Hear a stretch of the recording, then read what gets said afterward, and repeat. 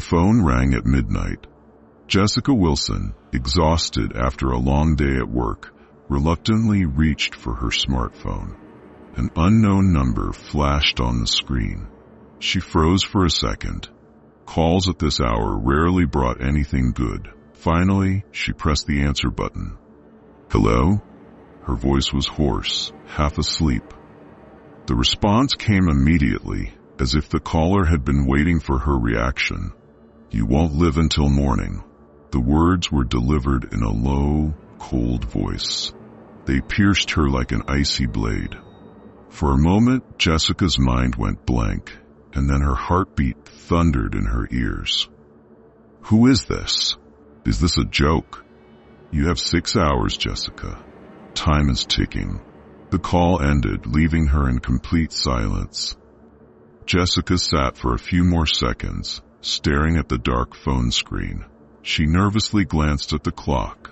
12:02 a.m. A strange sense of unease made her switch on the bedside lamp, banishing the darkness from the room. This is definitely a prank, she thought, but her heart continued to race.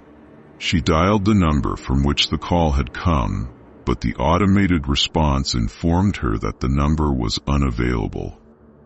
Jessica got out of bed and walked to the window. The street was deserted, with only the dim light of a street lamp illuminating the parking lot below her building. Directly under her window was an old black car she hadn't noticed before. When Jessica returned to her bed, thoughts of the call wouldn't leave her. She remembered receiving a strange message from an old college friend, Nick Warner, a couple of weeks ago. In it, he had written something about dark secrets and asked her to meet him. She had ignored the message, as she hadn't spoken to Nick in years, and his behavior had become odd in recent times. Now that message resurfaced in her memory with new urgency. She opened the chat on her phone. "You need to listen to me. If you ignore this, it'll be too late." Could this be related? Jessica quickly typed a message to Nick. "You mentioned something about dark secrets. Someone just called and told me I wouldn't live until morning. Was that you?" The reply came almost instantly. "They're already close. I warned you." Those words struck her consciousness like a hammer. She tried calling Nick, but all she got was a series of short beeps. Who are they? Why me? Suddenly, the lamp on her nightstand flickered and went out. The apartment plunged into total darkness.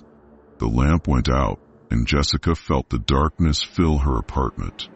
It was as if the walls began to breathe. Her phone still emitted a faint glow, but her hands were shaking so much she could barely hold it. She directed the weak light from the screen toward the switch and, summoning her courage, moved forward. "This can't be real," she muttered. "It's just a stupid prank." She turned the light back on in the room. The bulb flickered, but the light was dim, as if the shadows surrounding her had thickened. Everything looked slightly off. The furniture seemed to have shifted slightly, and the photos on the walls were crooked. Her eyes fell back on the window. The car parked under her building was gone. Outside, there was now nothing but the faint glow of the streetlight and an eerie silence devoid of even the sound of the wind. Then she heard a light tapping. Not on the window, not on the door, but from inside the apartment. She grabbed a kitchen knife and followed the sound. The tapping grew louder, as though it was retreating, drawing her deeper into the apartment. Eventually, she found herself standing in front of the closet. A strange chill surrounded her, and her fingers trembled as she grasped the doorknob. The door opened with a prolonged creak, but there was no one inside. The shelves with boxes were in their usual places, but something glinted in the darkness of the corner. Jessica leaned closer to see. It was a silver pendant. She recognized it immediately.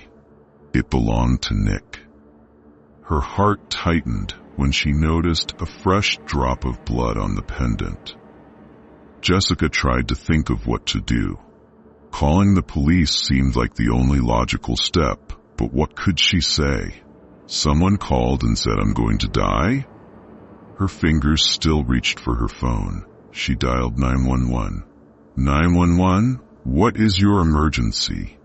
A female operator asked. Someone's threatening me.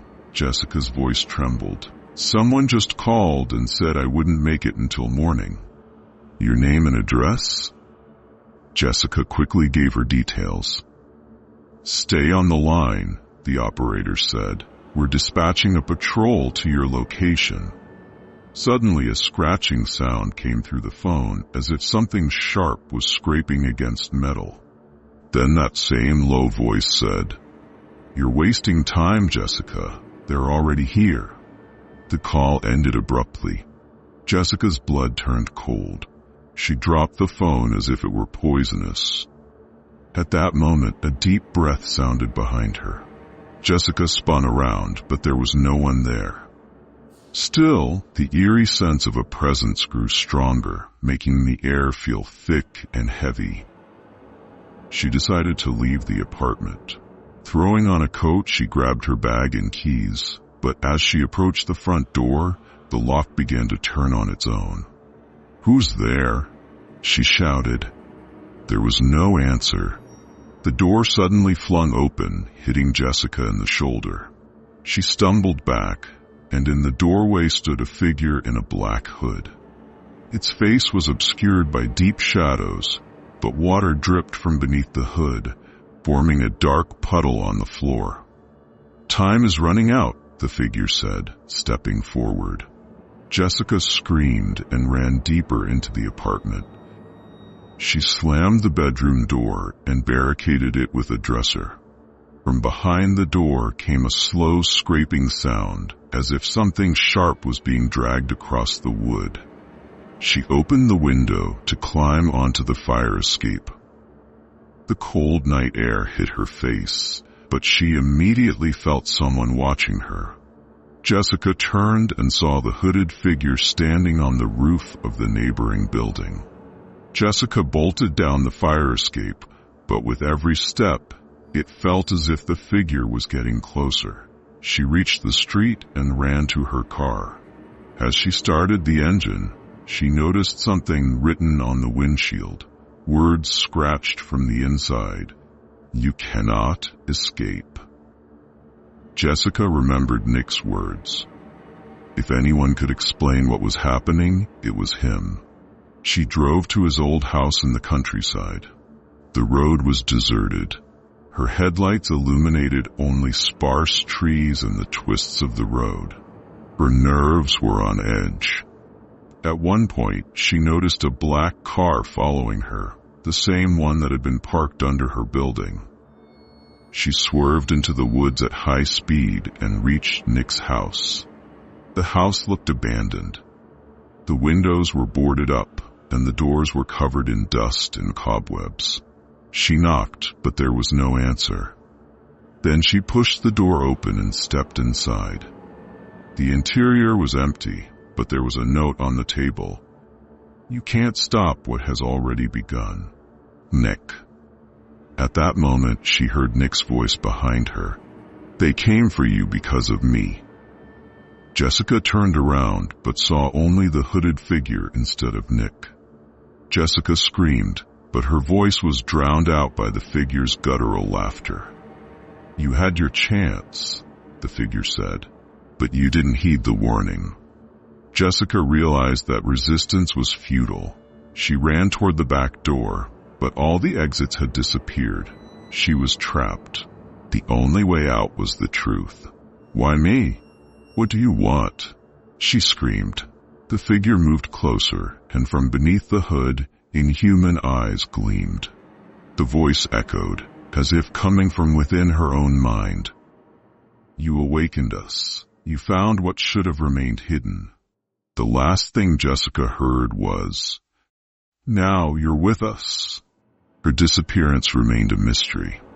Nick's house was left empty, and the black car appeared once again outside another home.